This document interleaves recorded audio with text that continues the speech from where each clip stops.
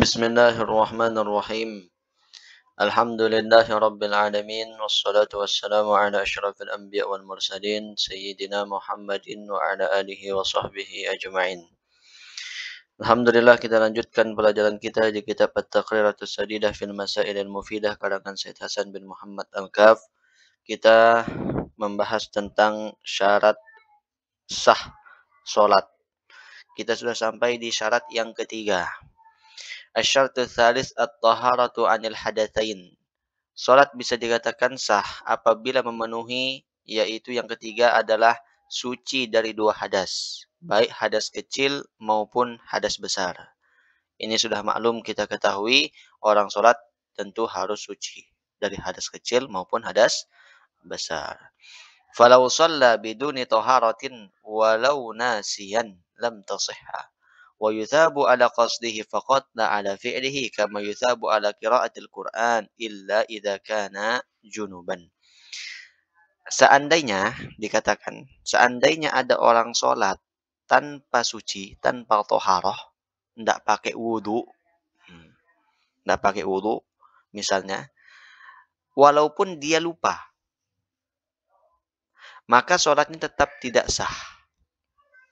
Akan tetapi, dia diberikan pahala atas niat baiknya dia. Tapi tidak diberikan pahala atas sholatnya. Sebagaimana orang diberikan pahala kalau dia membaca Al-Quran tanpa ada wudu. Kecuali junub. Kalau orang junub nggak boleh baca Al-Quran. Haram. Nah itu. Kemudian asy-syaratur rabi'. Syarat yang keempat. Syarat sah salat yang keempat adalah at-taharatu 'anin najasat fi thawb wal badan wal makan.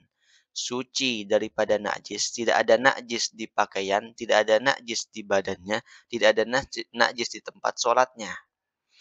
Yang dikatakan ats-thawb, pakaian apa? Huwal malbus wal mahmul wa in lam yataharrak biharakatihi wa kadzalikal muttasilu bihi.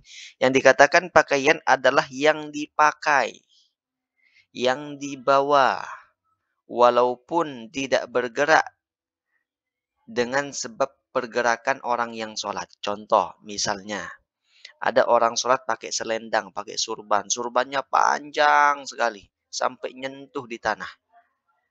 Nah, kemudian dibawa kan selendang itu. Nah, itu juga namanya thawb. Seandainya nanti di ujung selendang itu ada najis, terkena najis di ujungnya. Walaupun ketika dia sholat, ketika dia gerak, ketika sholat tidak bergerak itu ujungnya, karena saking panjangnya, maka itu juga dinamakan pakaian. Itu juga tidak sah apabila ada najis di ujungnya, walaupun ada najis di ujungnya. Begitu juga yang bersambung dengan orang yang sholat itu. Misalnya, orang yang sholat punya sapi, contoh saja ini, teorinya seperti ini. Kemudian karena takut sapinya misalnya hilang, dia peganglah talinya. Sapinya ada taiknya. Nah, dia sholat sambil megang tali sapi, misalnya contoh. Maka sholatnya tidak sah. Karena apa? Karena dia membawa najis yang bersambung sampai sana. Dibawa di tangannya. Beda nanti kalau ditaruh di kakinya. Nah itu. Itu namanya pakaian. Yang dipakai dan yang dibawa. Wal al-badan, kemudian badan, apa yang dimaksud dengan badan? Zahiru badanil musalli wa yashmulu dakhilal anfi wal fam wal ain. Badan artinya yang zahir, yang nampak dari orang yang sholat itu. Termasuk di sini adalah bagian dalam daripada hidung dan mulut dan juga mata. Itu harus dibersihkan, tahi matanya, harus dibersihkan lubang hidungnya, harus dibersihkan telinganya. Nah itu. Kemudian al-makan, tempat. Huwallazi yulaqihi athna'a salatihi alladzi yubashiru thawbahu wa badanahu. Yang dimaksud dengan tempat adalah yang menempel ketika dia sholat. Yang menempel di pakaiannya maupun di badannya. Itu namanya tempat. Beda kalau misalnya tidak menempel. Contoh, contoh. Dia sholat. Sholat di lantai. Lantainya ada tai cicak atau tai ayam misalnya. Dia sholat di sejajar dengan tai itu. tapi dia tidak sama sekali menyentuhnya, tainya di tengah-tengah. Nah, tidak sama sekali menyentuhnya. Yang dimaksud tempat yang bersentuhan ketika sholat. Dia tidak sama sekali menyentuh tainya itu. Di tengah-tengah misalnya, ketika dia sujud, ada di tengah-tengahnya, bukan pas di dahinya, tapi di tengah-tengahnya. Maka itu sah tetap sholatnya, walaupun nanti hukumnya makruh. Tapi ini yang dibahas adalah tempat. Yang dimaksud dengan tempat itu artinya syahidnya adalah yang nempel. Kemudian, masailu fit thaharati anin najasat. Permasalahan terkait tentang suci daripada najis. Permasalahan pertama, lau shalla wa fi thawbihi aw badanihi najasatun lam ya'lamha aw 'alimaha thumma nasiya wa shalla biha wa tadhakkara wajabat 'alaihi al-i'adatu fil halatain likulli salatin tayaqqana fi'laha ma'an najasat. Ada cerita begini, seandainya ada orang sholat dan di pakaiannya atau di badannya ada najis yang dia tidak ketahui sebelumnya. Nah, kemudian dia ingat, bagaimana hukum sholatnya seperti itu? Atau permasalahan kedua, atau dia tahu ada najis, tapi ternyata dia lupa kalau di situ ada najis. Misalnya habis pakaiannya kena najis nih, taruhlah pakaiannya itu digantung di tempat penggantungan pakaiannya dia. Nah, ditinggal. Setelah beberapa lama dia kembali ke situ. Lupa dia kalau tadi itu dia padahal tahu kalau itu najis, tapi dipakai lagi untuk sholat. Lupa. Kemudian ingat. Nah, bagaimana hukumnya? Sudah selesai sholat, ingat. Nah, maka dia wajib mengulang sholatnya itu. Di dua keadaan tadi itu, dua contoh tadi itu. Yang dia yakini, dia kerjakan bersama dengan najis. Nah, itu. Kemudian permasalahan kedua.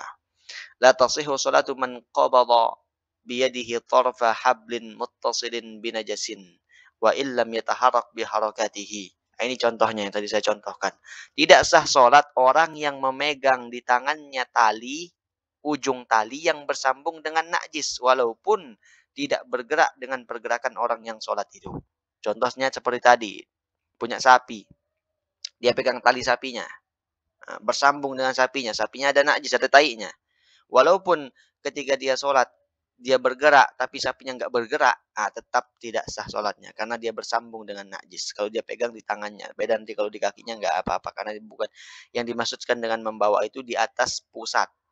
Ke atas, kalau ke bawah nggak. Kemudian yang ketiga. La yadurru wujudu najisin muhadin li badanil musalli au malbusihi au mahmulihi biduni mumassatin lahu walakin ma'al karaha in qaruba urfan. Yang ketiga katanya begini, tidak mengapa, tidak apa-apa ada najis yang sejajar di badan orang yang sholat atau najisnya sejajar di pakaiannya atau yang dia bawa, tapi tanpa menyentuh sedikit pun. Tapi itu hukumnya makruh jika dekat menurut adat kebiasaan. Nah, nggak apa-apa seperti contoh tadi. Ada tai ayam atau tai cicak misalnya. Adanya di mana? Di sela-sela dia sholat. Maksudnya tidak menempel langsung. Tidak menempel langsung di tempat dia sholat. Di tengah-tengah. Dia sujud tidak ke situ. Tidak ke tai ayamnya dia sujud. Tapi dia sejajar dengan tai ayamnya. Nggak apa-apa, sah sholatnya. Tapi makruh. Itu yang saya maksudkan contoh tadi. Kemudian yang keempat. Yahrumut tadammukhu bin najasati li ghairi hajatin fil badani wa thawbi. Haram berlumuran dengan najis. Tanpa ada keperluan. Berlumuran di badan maupun di pakaian. Nah, ini haram seperti itu. Maksudnya berlumuran tiba-tiba pegang najis, ditaruh di badannya, ditaruh di pakaiannya. Nah, nggak boleh kalau nggak ada hajatnya seperti itu. Nyemplung di kotoran sapi misalnya. Nah, sengaja. Nggak boleh. Atau sengaja pegang najis. Tanpa ada hajat. Kemudian yang kelima. Tafsilu hukmid dam fi shalah. Taratan yudriku taraf. وتارة لا يدركه وتارة يكون من نفسه وتارة من أجنبي وتارة يكون من المنافذ وتارة من غيرها وتارة يكون كثيرا وتارة قليلا وخلاصته Nah, ini. Ada penjelasan perincian tentang hukum darah ketika sholat. Ketika dia sholat, misalnya keluar darah atau terkena darah. Bagaimana hukumnya? Nah, terkadang darah yang kita temui di sholat itu terkadang bisa dilihat. Terkadang juga tidak bisa dilihat saking sedikitnya, saking kecilnya.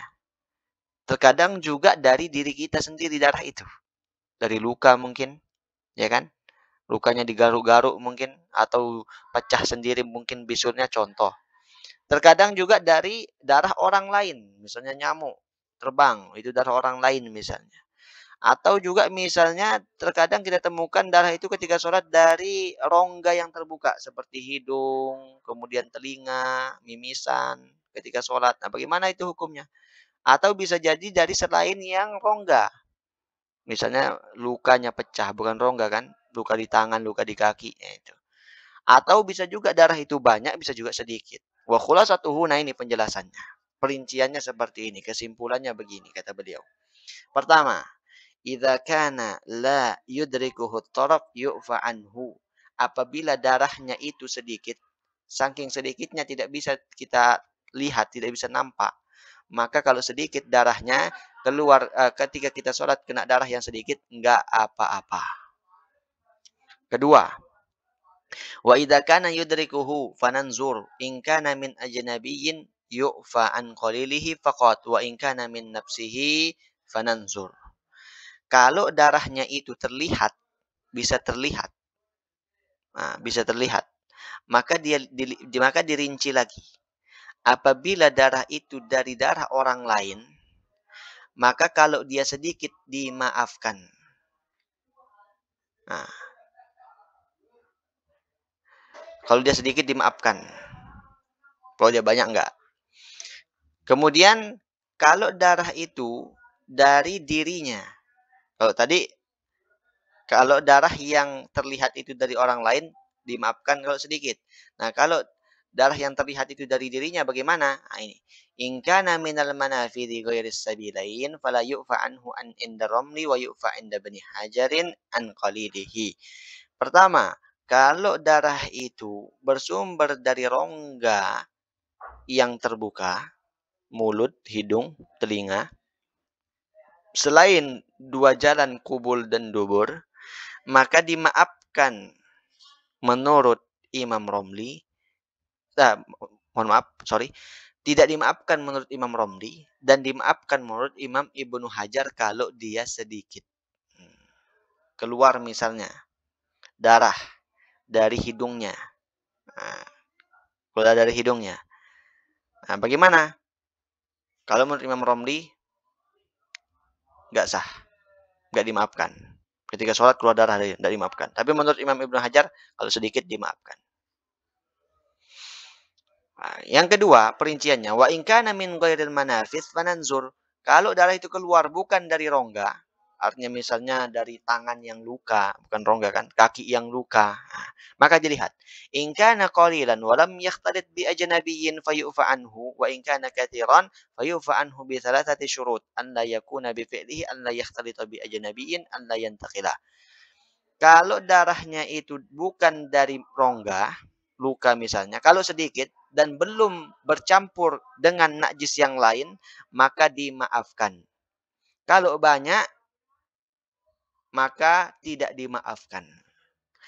Bisa dimaafkan kalau banyak dengan 3 syarat. Pertama, bukan dia sengaja yang mengeluarkan darahnya. Misalnya kalau dia punya luka, digaruk-garuk, sengaja digaruk-garuk misalnya. Nah, kalau itu keluar digaruk-garuk dengan sengaja, berarti nggak bisa sudah seperti itu, nggak dimaafkan. Tapi kalau dia nggak sengaja, tiba-tiba kesenggol, aduh pecah misalnya, nggak apa-apa. Kemudian kalau banyak juga bisa dimaafkan kalau dia belum bercampur dengan yang lain, dengan najis yang lain, dan juga belum berpindah-pindah. Misalnya banyak ini keluar, berdarah dia ketika sholat. Nah, bisa dimaafkan kalau belum berpindah. Berpindah dari yang sewajarnya. Kalau berpindah dari yang sewajarnya nggak apa-apa. Misalnya darahnya luka di lutut. Banyak lukanya. Keluar darah.